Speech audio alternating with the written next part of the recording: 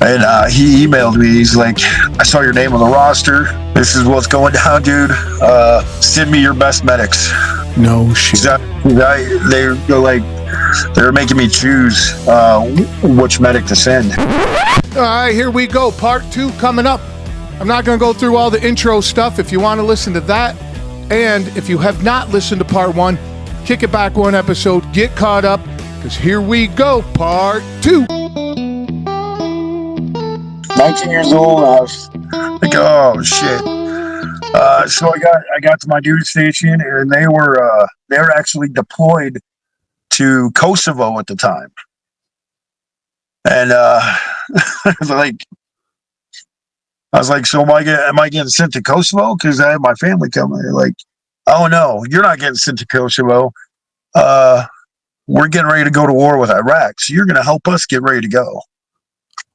And we hadn't even declared the invasion yet or anything. So it's like, no, we're not going to go to war with Iraq again. No. Why would we do that? Boom. And then 2 months later, boom, my unit was back. They said, hey, you're a combat medic now. You're with a platoon, so you're going to be on the line. You're going to be going out every single day doing combat missions. Here's your aid bag. Good luck. Good luck. And yeah, that was my life. Holy cow. Now, and you did that from 19 to 28? Yeah, so 19 to my first deployment, or my first combat tour was straight leg medic. My second one, I was a leg medic again. My third deployment, I had got promoted, so I was what they call an evac team leader. So I took control of the evac team. That was going really well. They moved me to a trauma team in a hospital because I had a lot of experience with trauma injuries.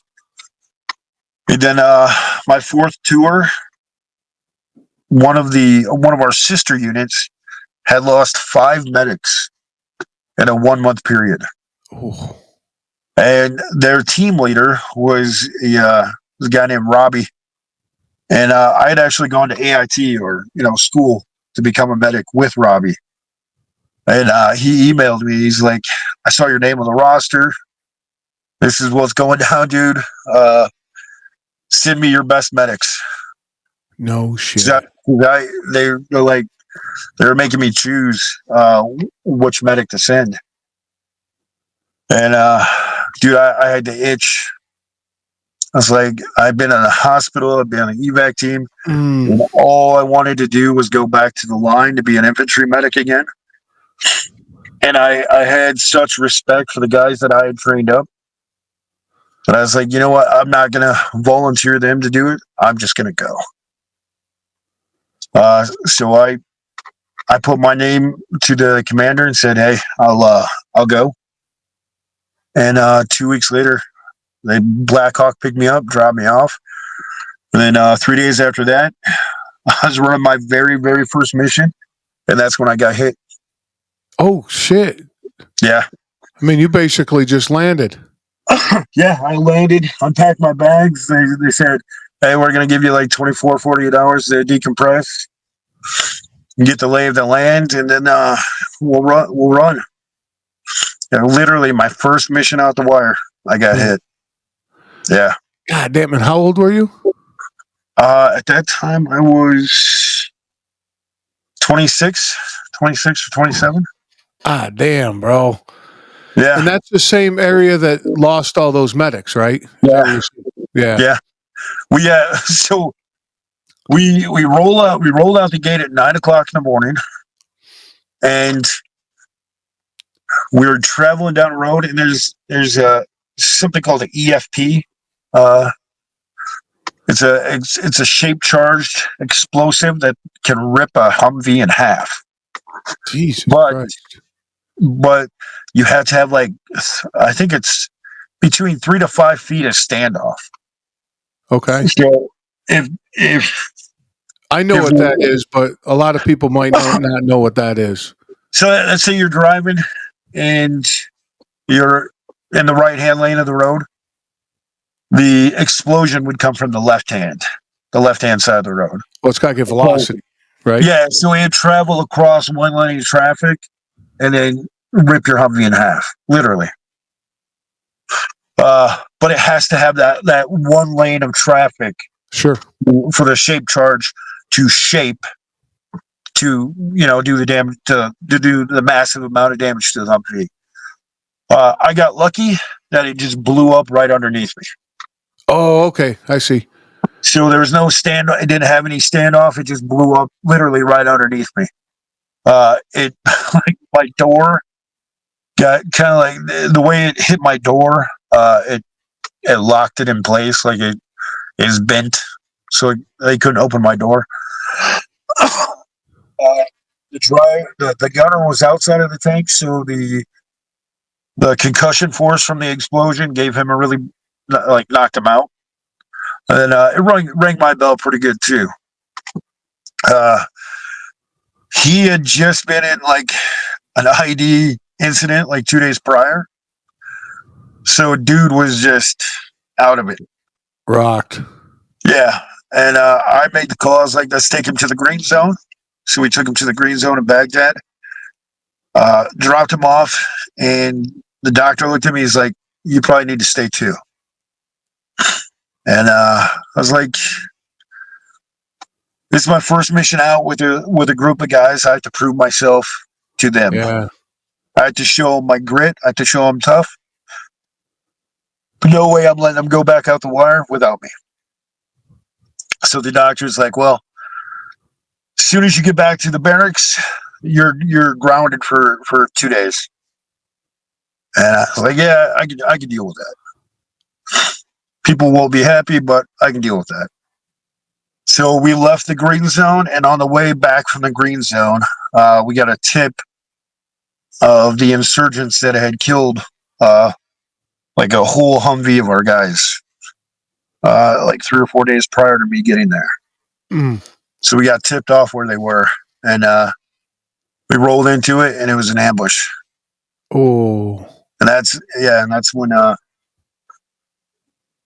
I got hit, and it was just he's like the whole circumstances around it. Like we were trying to tell our LT, like, no, don't do this. You're gonna put us in a bottleneck, a whole bottleneck street. You never go into a bottleneck street with a vehicle. No. Like if they know there's only one entrance and one exit, they know where they're gonna hit you. Kill zone, right? Yeah. So the 2 vehicles in front of me, they went through. Nothing happened. And then we were the 3rd vehicle in the convoy, the last vehicle. Like, and now they're going to use you to block the exit. Yeah.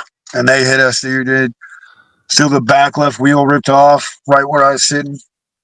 So, and then RPG came through my door and just fucked my world up.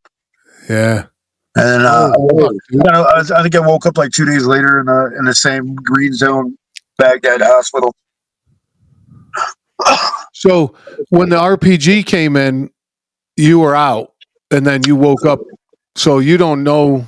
So the RPG hits my door, bursts through my left side, rips my helmet off. I had like a 3 or 4 inch piece of shrapnel was stuck in my jaw. My throat was cut. All my eardrum was completely blown out. My face was just sliced up from the shrapnel, and then it exploded on the windshield in the front of the car, in front of the Humvee, and that killed the guy that was sitting in the shotgun. It injured the gunner that we had. I was able to treat him a little bit before I passed out. So like this whole time I'm trying to keep pressure on my neck. I didn't know how bad I was because there's just so much blood. And adrenaline and everything else, you're not feeling it. It was pumping. I didn't feel any pain. I just felt cold. Oh. And I knew from experience, like when a guy feels cold, that means he's going into shock. Yeah. So I was like, I got to do these certain little steps before I pass out, otherwise I'm dead. So I ran through my As a combat medic, you have to be able to treat yourself. And I had really good squad leaders that taught me the best lessons. So I ran through that stuff in my head and treated myself, and then I passed out. I woke up on the gurney in the surgery table in Baghdad. So you strip a dude naked. That's just the way it goes. So they got their trauma shears out. They're stripping me naked, and I just remember arguing with them like, "Don't cut my boots," because I just bought these brand new Oakley boots. That's the only. I'm fucking bleeding from everywhere. I got blood in my eyes. I'm fucking choking. And I'm just like, don't cut my fucking. Save the boots, man. Save the boots. Like, these are brand new fucking boots. Don't you dare cut my fucking boots. And then they cut my fucking boots off. Yeah, they don't give a shit, dude. Yeah. Then I passed out. And it was like, I woke up, I think like 24 or 48 hours later, somewhere in there, just covered in bandages and you know, traumatized. Oh. Yeah. And yeah, Popular Mechanics, the magazine. I don't know if you remember that one. I remember. We got subscription from it growing up. Yeah, so Popular Mechanics had a reporter there, and he was trying to do an interview with me. And I'm sitting on his bench. I crawled out of my room. I like ripped my IVs out. And I just had to like see people again.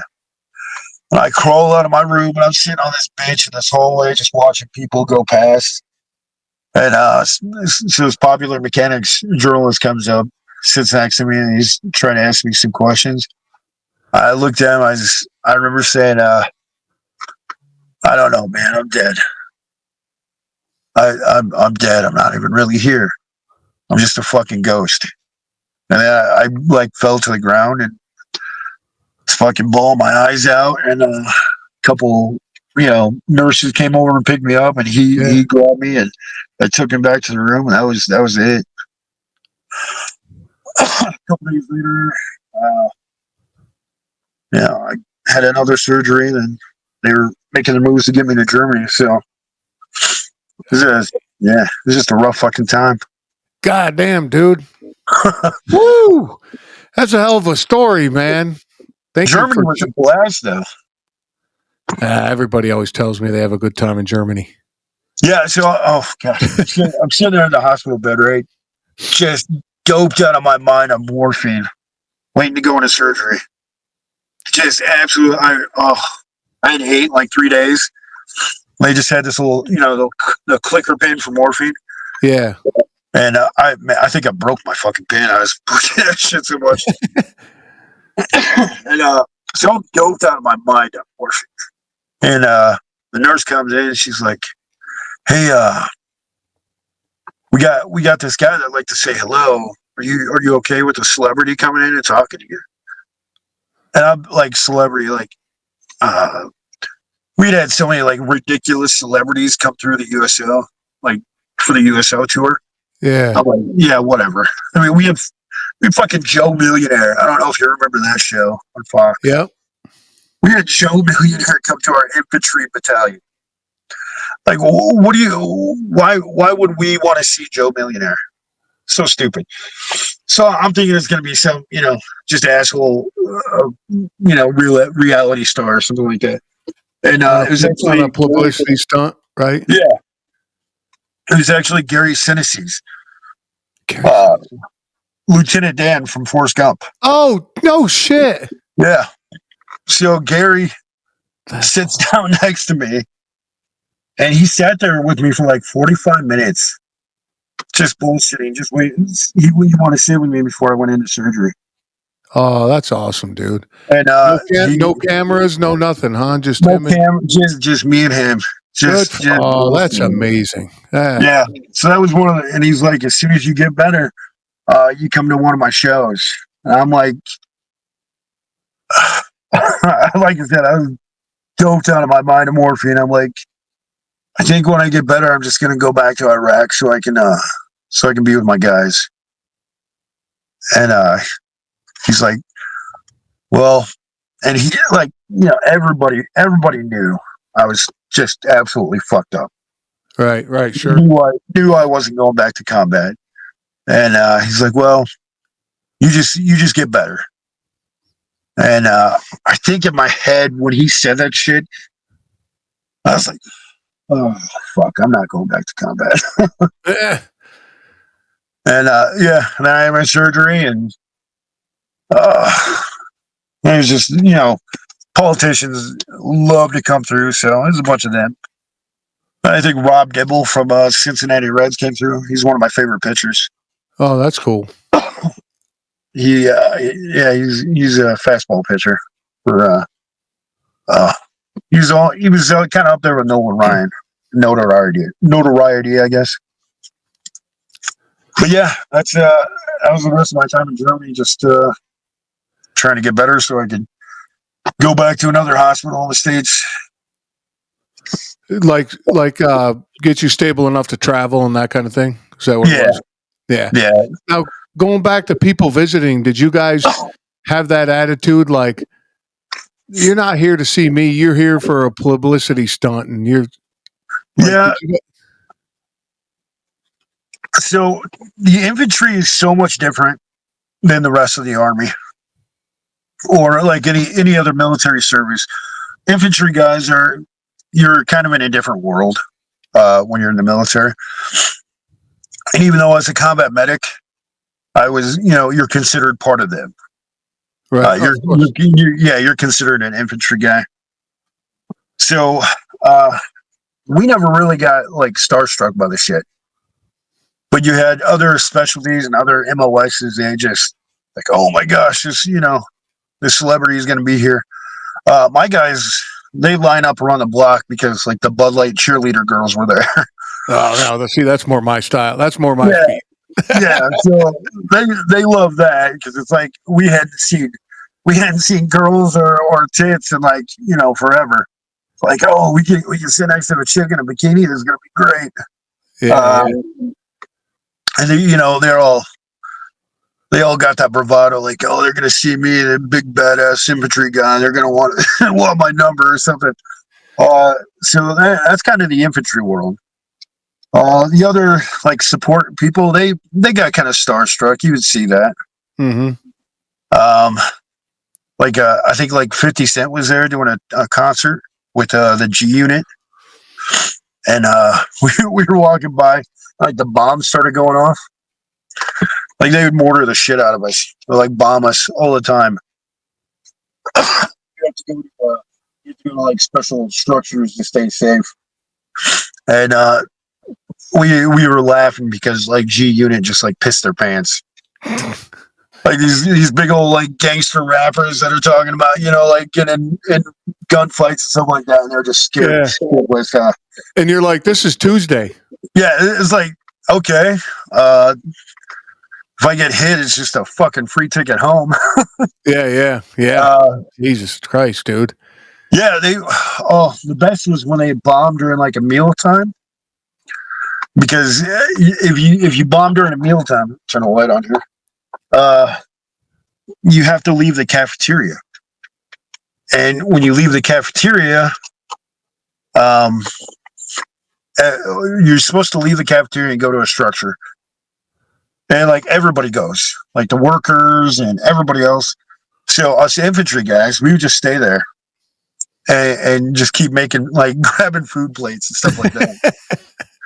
And we get in trouble all the fucking time because we're in the middle of this cafeteria that's completely, everybody is gone, and we're all just sitting there with like 6 steaks just piled up on our plates because we didn't go to the structure.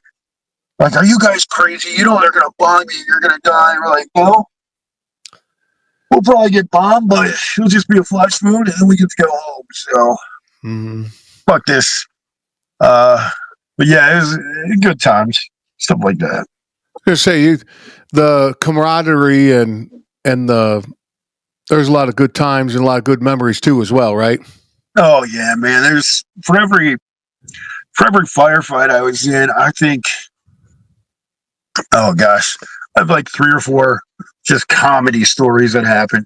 Yeah, yeah. I Well, like to tell everybody that it's a 4 year long gay joke. That's when you join the army. a 4-year long gauge. Yeah, it's as bad as it sounds. Like you're with. I was the medic for 40 men, and I was basically their quote unquote mother. Yeah, yeah, of course.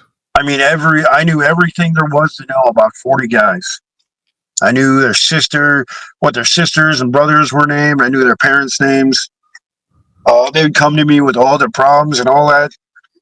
And through all that, I'm checking their feet. I'm checking their junk, checking Yeah, their butts, checking, doing full medical workups on all of my guys because you have to keep everybody moving and grooving.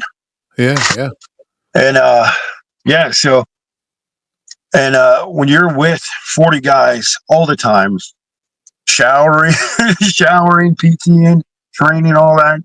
That's just there's an intimacy there, a camaraderie, and yeah, a lot of guys, you have to do stupid shit to have fun Oh, and well, to stay somewhat sane.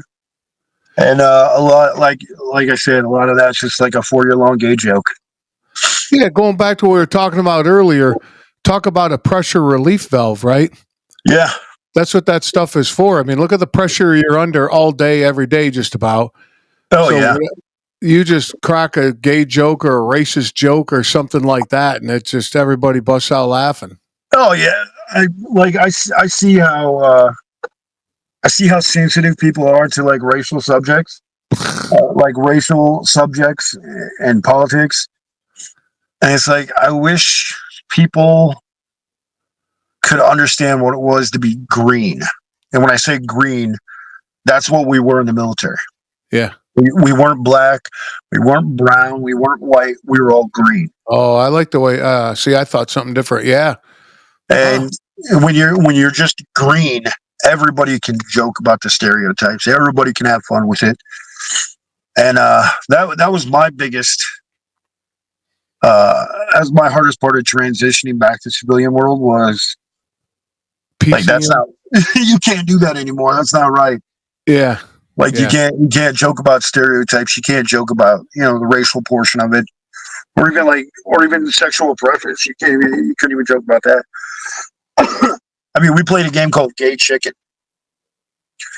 So Gay Chicken is you stand in front of a guy and you see who can get the closest to each other, like to almost kissing before the other guy gets scared off. Gay chicken. That's Yes, amazing. we play Gay Chicken, and I would always joke with guys because everybody throughout the week they pick like one guy to pick on, and you had to if you knew your shit and you know how to do it, you could stay out of that out of that firing range. So I would tell guys like, hey, I am a pro at Gay Chicken. I will literally marry you, move to Virginia, open a bread and breakfast, adopt an Asian kid, and retire on a lake before I give up. So, Adopted Asian. I was waiting for you to say open a gem store. What do they call that? yeah, The crystals. Open a yeah. crystal store together. But that was just the norm. Oh We yeah. just had good times, and I mean, we had a couple gay guys that were in our unit, and nobody looked at them different. We all got along, and Yeah. nobody worried about it. Yeah. Nobody cares about that stuff. Yeah, in the middle, yeah. The new military, I don't know. I've heard terrible things. I've seen how some of it's changed, but I think deep down it's still the same. I think the core would be it, but a little bit of the bullshit of politics and woke and all that stuff probably have Yeah, infiltrated it. the upper echelon, the upper ranks, they're always going to be like that. They're always politicking, but your enlisted guys that are down there doing the work, They all love each other. Yeah, they're all going to be just like you were your Yeah, experience. Yeah, exactly. 100%. I'm a blue collar guy, drive truck and fix stuff, and it's the same thing. We were, people are like upper management, all that. I'm like, I don't give a shit, dude. Yeah. You are still an asshole. So go get that 13 millimeter wrench and let's move on. You know, Yep. that's my life every day. So for me to be politically correct, it's just not. No, I can be like because my wife is.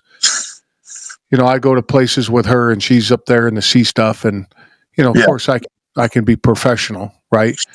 Out of respect for the environment and the people. But my true self, no, I'm right there calling you every racial slur in the book, dude, Oh yeah. with vigor. So, For the longest time, everybody thought I was Italian, so they would call me like Wapdago all the time. oh yeah, I love like I'm not a Wapdago. I'm Spanish. What are you talking about? that's Oh, awesome. you're a taco eater. Okay, get the fuck out of here. Yeah, I was gonna say, It's they just just fire no right matter back what. to whatever you tell them. Yeah, no matter what, you're still an asshole. So Yep.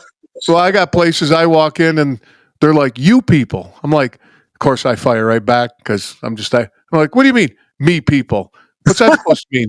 He's like, "You fucking white people." I'm like, "Why don't you just say that, dude?" He's like, "Well, I can't get away with it with everybody." I go, yeah, "Oh, shit, dude." But they're cool about it. Like, as there's that vibe that you have between it that yeah. it's not out of anger or it's not out of being vindictive. Oh yeah, 100%. Once you get away from the media, you get away from individuals that haven't had the opportunity or I guess the life experience of being with somebody that can joke around like that. Yeah, yeah. Once you get away from that side of the fence, I think the world's a little bit happier. I do. I agree. I agree with you 1,000% because the ball busting that they claim that like if you listen to the news and listen to people in general, but I think it's still there. I think it goes full throttle, and the people that can handle it, they handle it, and they know when they're in an environment that they can't talk like that, and they just don't talk like that. Like me, like I know when I can't talk like that, Yeah. but I prefer to talk like I normally do. Yeah. Oh yeah. Tearing you apart and calling you all sorts of weird names, and I walk in the gym in the morning, and you walk by the front desk, and you got to go all the way back to the men's locker room. And most of the time, my hand is held up high with my middle finger because, like, I'll see a guy across the gym and I just flip him off, with my hand up like this. And everybody sees me doing it, but the other guy, he does the same thing. He just flips me off and we keep moving. Oh yeah, yeah. Yeah, that's just fun, dude. You like I hadn't seen my buddy in like, oh gosh, I think it was like 10 years.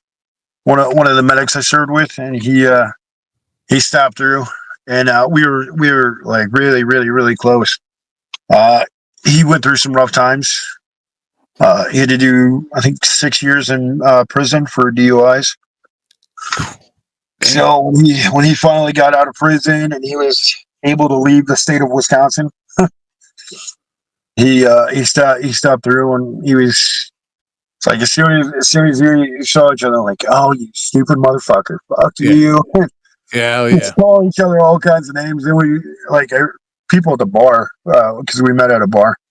Uh, Even though neither one of us drank, which was awesome. Uh, but but everybody thought we were gonna get in a big fight, and then we just walk up to each other and start hugging. Oh, yeah. So, Oh, yeah, that's all that stuff is so great when you have that relationship with people. yeah. And then what I tell people is if I talk mad shit to you, I'm a fan. Yeah, Like, it's a deep level of respect. yeah, I respect you all. If I'm quiet and polite, I'm probably not a fan. Yeah. I'm just being polite with you so I can move on. Yep. I don't want to, that's just, whew. But damn, dude. So you get out of the military. Now you're writing funny ass jokes on the internet. Dude, I gotta tell you that one about your old lady with the springtime. That Dude, every single year she gets this wild hair up her butt. dude, And we have a small house, and it's just she has to rearrange everything. Like she's gonna move our couch in like a 30-degree fucking thing, and it's just gonna open up a new wing or something. I don't know, but yeah, every spring she does it. So like, dude, here we go. it was so well written, and then what made it even better is you had to. I don't know if you designed it this way because I tend to design it this way. Is Yeah. that you got to click the more button to see the conclusion. Yep. Yeah, yeah. Oh yeah. So it's like, and you're like, so guess what I'm doing today? Moving Yep. furniture. I was like, oh, son of a bitch. Yeah, at the end of the day, it's got to make our wives happy. Boy, but I got to tell you, man, hats off to the wife handling you and everything that was going on through all those years too, huh? Oh yeah, some days she's my biggest fan, other days she's my biggest enemy. Yeah, That's the way a the successful marriage goes, though. 100. Oh, dude, if you're married to somebody that long, you're gonna have. Oh yeah, no, it's not all sunshine and rainbows, dude. Yeah. Come on. And it's funny when earlier you're like, these young folks, man, look at them all in love and shit. And I'm like, oh yeah. Yeah,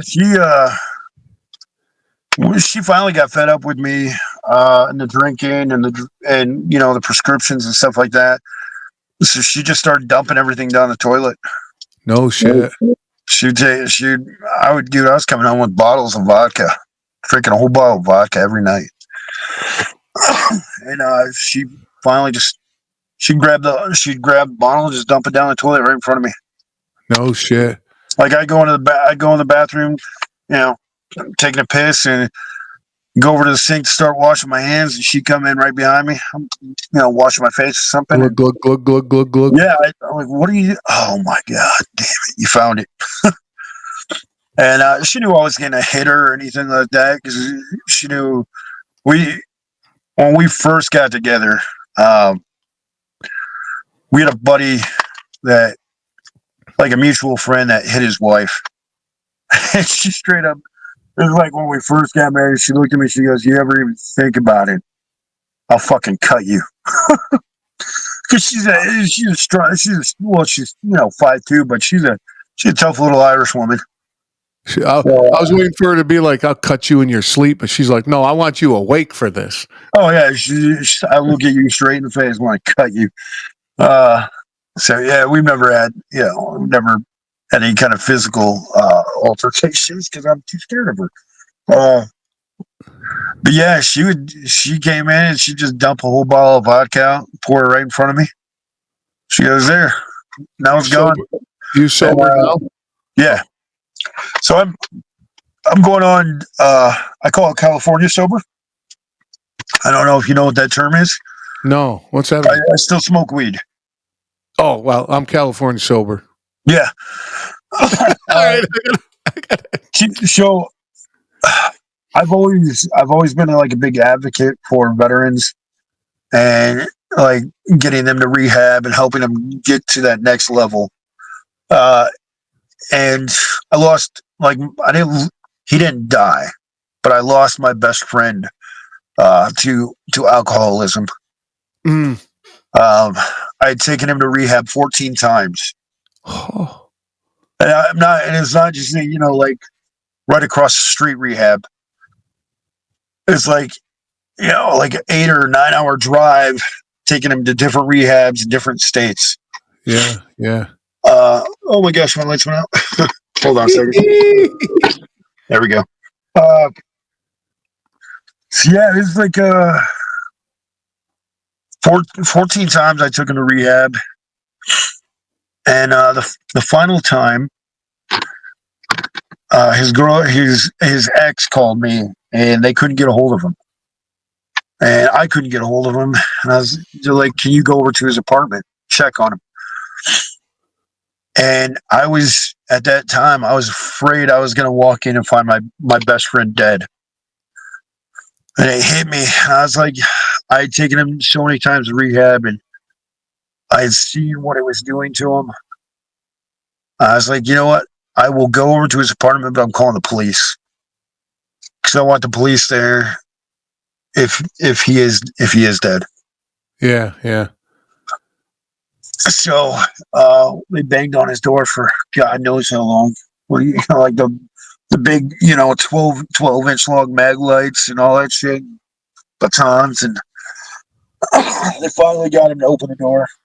And we're standing there, and he's coked out of his mind, drunk out of his mind, and they're trying to talk to him, and he gets pissed off, and he turns his back on them, and he starts to walk outside of his apartment, like to the porch of his apartment, and I see like all three officers go for their guns, and I'm like, oh.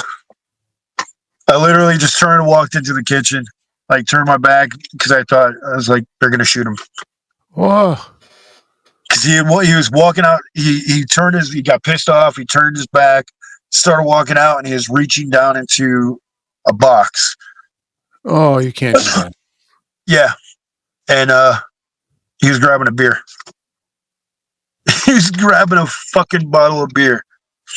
These cops literally had their hands. I mean, they didn't pull. I don't know why they didn't pull. Now I was just gonna say that. If I'm a cop in that situation, I'm pulling my fucking, I'm pulling a taser or pulling my gun. But they didn't. And imagine if he quickly pulled that beer out and turned, they probably would have shot him. Yeah, they probably would have. So he turns around and cracks the beer open and starts drinking right in front of all the cops and everybody. And I was just like, fuck, dude. Fuck this, dude. I'm out. Yeah, I was done emotionally with it. And he went out of state for rehab at that time. He went to like Nebraska or something like that. You didn't take him, right? No, I didn't take him. I told the family I was done. I told his family I was done. I was like, I can't afford this. I can't do this anymore. Mentally, physically, emotionally, financially, I just can't do it anymore. Dude, I got enough of my own weight to carry. I don't need to add that. So he went through rehab 2 more times, and I'm happy to say that he's now sober. Oh, okay. He's been sober for a year now. He's actually he has turned his life around to the point where he's an addictions counselor. Oh, well, good for him giving it back, huh? Yeah, so he's giving it back and helping guys get to his point. How long you been sober? So I tell that story to say this.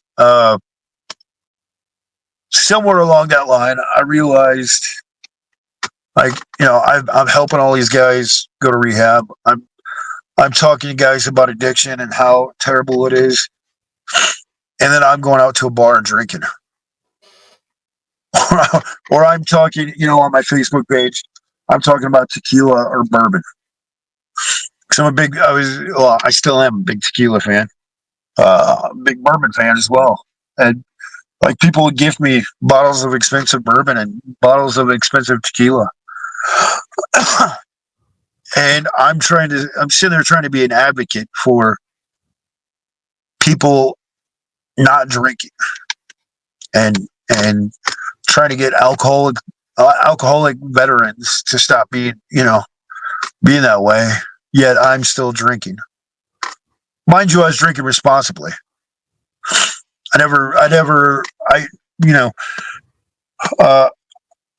I've been sober now for close in on 2 years. I haven't had a drip of alcohol in 2 years. Congratulations. But prior to that 2-year mark, I hadn't been drunk in, like a year or two before that. I drank, but I hadn't been drunk. Right. But I still had this, just had this nagging thing in my head. It's like, how are you going to tell these guys not to drink when you're, sitting there with a bourbon in your hand, right? Joking about tequila stories or joking about bourbon stories. So I stopped one day. It's like all it was. I just stopped. Good for you.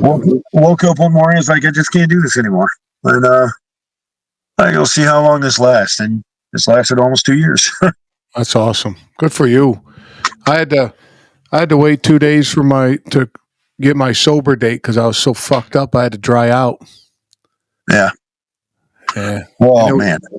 it was easier to quit coke than it was to quit drinking. Yeah. Yeah.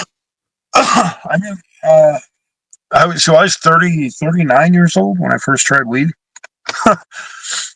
I like to joke. I was kind of like Bill Clinton. When I was 13, I tried to smoke weed, but I couldn't inhale. Pulling a Bill Clinton. Yeah, I pulled a Bill Clinton. Yeah, I was hanging out with my buddy James, and he didn't have a bong, and he didn't have any papers, so we crushed a Pepsi can and poked holes in it. Damn, that's some. Yeah, Look at you. I made a Pepsi can bowl. Yeah. And like all the buddies as were, they were all like sitting there smoking and getting high. And I tried like 2 puffs, and I was like, oh yeah, this is awesome. Like I couldn't inhale, so Yeah. that was when I was 13. You more of an edible guy, or are you still smoking? So when I turned 39, I started doing edibles. I had a buddy that was kind of a drug dealer. He was giving me all kinds of edibles, and I was all about the edibles, like brownies and gummies and all that stuff. Sure. And then they put me on Ozempic. And after my second dose of Ozempic, and I take Ozempic to regulate my blood sugar and my heart. So after my second dose of Ozempic, I get violently ill if I take an edible. Yeah, because is that And, with the liver, right? Yeah, it changes the way that you metabolize THC. Yep. And oh man, so I made the mistake twice. I tried edibles twice after I'd been on Ozempic, and oh god, Not a fun ride, huh? Yeah, I mean, like almost had to go to the hospital. And so now I just smoke like flour. Yeah. So that's luckily I can still do that. Otherwise it'd be painful. I just the demonization that it gets, it's crazy, right? And I think it's getting a lot less, and people are seeing the benefits of it a lot more. Yeah. Right. But I think we're getting there. Yeah, edibles are a little tough. I like the way the end result of edibles, but it's a timing. It's time for me. It's like I never have enough time to. I'm always going, right? So what's it take? Takes a little time for it to kick in, and then it lasts for a while, and then it's like, oh man, it lasts too fucking long, dude. Yeah, I got shit to do, man. Yeah, like. And then you take two, you're like, this is not enough. And you take more, and then you're fucked. Oh yeah. I made that mistake the first time I took edibles. My buddy goes, listen, I know you're a big guy, but I want you to take this gummy bear and I want you to cut it in half. Mm-hmm. And then I want you to take those two halves and I want you to cut those in half again. Yeah. I was gonna say, take the ear, dude. Yeah, I'm looking at this like little gummy bear, dude. Yeah. Like this is bullshit. You're talking to a guy that was taking like 3 Percocets at a time. Like, there's no way an edible is going to do this to me. Oh yeah. So the very first time I took edibles, I just popped I think it was 2. Yeah, I popped 2 gummy bears right off the bat. Like what? 2 full gummy bears. And I'm sitting there and it's like 15, 20 minutes later, nothing had hit me yet. And my wife was like, hey, can we go to the grocery store? Oh shit. I was like, yeah, let's go. I was like, this is nothing. So we get ready to go in the grocery store and I pop a third one. So I'm 3 gummy bears in. And I was still kind of like I'd broken my back, so I was still using the electric like the little electric carts they have in the grocery stores. So I'm riding around on this thing, and I like the lights start to just feel really warm. I'm like, what the fuck is going on? And I turned down the cereal aisle. And as soon as I turned down the cereal aisle, like the colors on the cereal boxes, oh my God, dude, I was in heaven. It was just like, this is Amazing. the coolest fucking thing ever. Like Tony the Tiger is just like sitting there dancing and shit. Oh yeah, that's good Oh, business right there. like the fucking rainbow was moving on the Lucky Charms box. It was great. And I knew I was like, oh shit, I'm high. We same kind of scenario. We're going to play poker one time. Me and a couple of my buddies, we go and we're going to be gone all day. And on the way to the casino, the car looked like Cheech and Chong, you know. Oh gosh, yeah. And then my Rolling buddy's like, smoke. "What's that?" Rolling smoke. Oh yeah. And my buddy goes, "Hey, my wife made these this chocolate. Here, try this." He goes, same thing. This one made me think of it. You're a bigger guy. Try this, and it was like the size of my thumbnail. So take it, and I'm already barbecued. So I'm like, all right. So we get to the casino, and I'm sitting at the table, and it hits me. Same thing, man. The colors on the table, the colors on the cards. I'm like, The oh, way and all of a that sudden, felt. yeah, and oh, dude, when I was doing this on the felt, people, and my eyes went, you do that, Yeah. and a guy across the table looks at me, and goes, "You're fucked up," and I go, "No shit," and it started to really. It was a weird feeling, like I was uncomfortable. So I Yeah. get up, I get to the men's room, and I lean against the tile wall. And it's all cold on my face. Yeah. And I stayed there for like 10 minutes. And then it passed, right? That just uncomfortable, weird feeling passed. And for like 4 hours, oh man, I was in a good spot. But that first, like, when it hit, like, it takes like an hour. It took like an hour to hit. Yeah. And that first 20 minutes when it hit, that was not cool, dude. I was not. Oh yeah. I was not a fan. Yeah. The drive home from the grocery store. That's the only time I've ever drove high.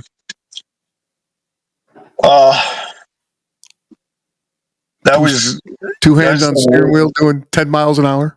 Yeah, and you think you're doing like 90, but you're like, Yeah. gotta keep focusing on like every little thing that you do. You're like, oh shit, oh shit. Oh, Yeah, back when you're driving drunk, the phrase was the Milwaukee stare. You just you sit at the stop stoplight or whatever, and you just 1,000-yard stare. Just don't look at anybody. Don't do anything. That's fuck, dude. Yeah, when I was a youngster, man, I drove drunk a couple times, and not like obliterated drunk, but buzzing pretty good. So I was like, yeah, I should be fine, but no. Yeah. Driving high is so much. Oh yeah, no, that I agree. That's not cool. That is that is the worst feeling in the world. Oh, never. I partied in Staten Island, and I drove back to Jersey. And I woke up with my truck parked in front of my apartment building in drive, bumped up against the curb, and I'm passed out against the driver's side window. That's hilarious. I'm like, I just went over 4 fucking bridges to get back to Jersey, and I don't remember any of it. I mean, it's not hilarious. It's terrible, but oh yeah, I mean, I know what you're saying. Yeah, it's not funny, but you're like, what the fuck? Guardian Angel was fucking working overtime that night. What's that? I said your Guardian Angel was working overtime that night. Hell yeah.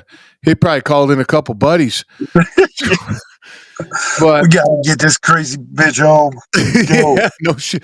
And I always when it got to a point where it was being more frequent, yeah, part of it was if I wrap myself around a tree, fuck, dude, I'm done. Okay, it's me, right? But could you imagine hitting somebody that's like coming home from a third shift of a second job and just trying to make ends meet, and you fuck them up. That Exactly. yeah, that's a big part of the reason I ended up getting sober too. I didn't cause any accidents that I know of course, but just that I just started carrying guilt. Like, what happens if I did that to somebody? Holy cow! So yeah, sober is about going on 7 years now. That's awesome. Yeah, and I got a buddy. She's going on like almost 20 years, and she white knuckles it every day. I Like it's like a struggle. I'm like, wow, brr. so Like I it's not went a to struggle for me. Like it's just not anything I do anymore. You know? yeah. I had an interview a couple weeks ago, or maybe a couple months ago, and the guy was talking to me about booze, and I was telling him, I'm sober, and blah blah blah. And he goes, well, like, why? He asked asked me the questions like, what? So what happened? That you went sober, and blah blah blah. And I'm like, well, never really had like a huge problem with it. I just it's something I just needed to do. And this guy in my interview was like literally trying to tell me, like, dude, it's okay. Just I have a bottle of beer. I have a bottle of booze right here at my desk. It was it's perfectly okay for you to just start drinking it. I'm like, are you fucking kidding me, dude? Good. Yeah, it's like I'm telling you that I'm sober. You're sitting here like telling me, no, Yeah, yeah, have a beer or have a drink. yeah, And, and for me, like it was easy to say, obviously easy for me to say no, but uh, thinking of the guy, like other guys that were like serious, like hardcore alcoholics. If somebody like that said, I got a bottle of booze right here, you're cool, just have one drink. It's like, what the fuck? Most of those guys would take it. yeah, yeah, And yeah. Did you go to a Jesus Christ? Like, well, how come I and alcohol AA? no, I've never been to never really been to a meeting or anything like that. I think there's like a level of maybe like hypocrisy that I would think that I was bringing to it, knowing that I can. Oh no! Oh, It's I get in my like I said I get in my head with a lot of this shit. Like I see the guys that like you ever like the movie Half Baked? You ever seen that? oh yeah, Where they long time ago. where like so Dave Chappelle and the other guy they like go to a like an A meeting or something like that, like talking about how they're addicted to weed. And Bob Saget, so he's like, "What? Are you fucking kidding me? I suck dick for coke. you're talking about weed?" Yeah. So that's kind of like how I feel.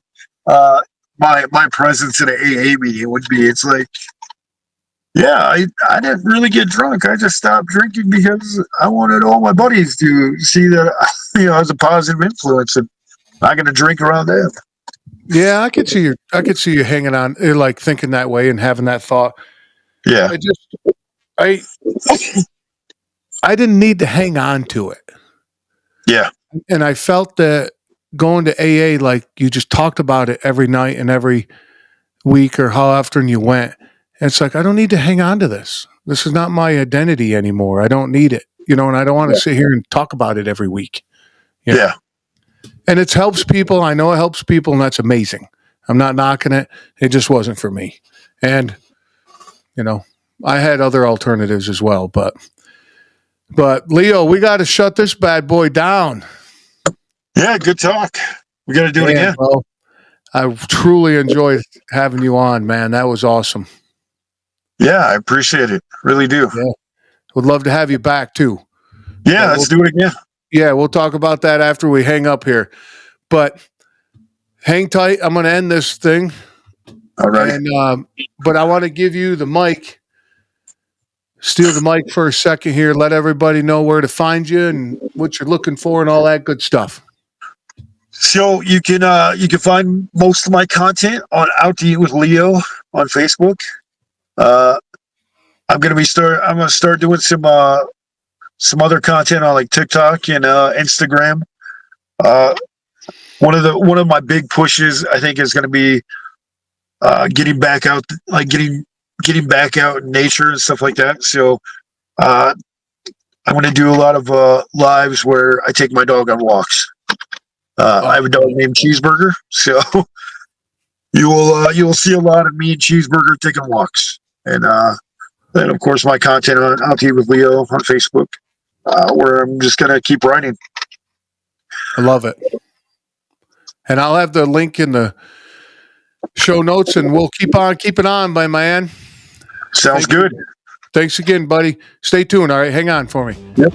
Bye, everybody. Now, there's no part 3 to this one, but Leo's definitely going to be back. Really enjoyed my time together. Hope you enjoyed this episode as much as I did. Make sure you get a hold of Leo. Link is in the show notes. I bet you he would love to speak with you. All right, man, I'm going to get you out of here because I know you got shit to do just like me. But don't forget, Live Rishi, High Speed Daddy, my website. And that is a wrap. B-Raw Nation, keep kicking ass.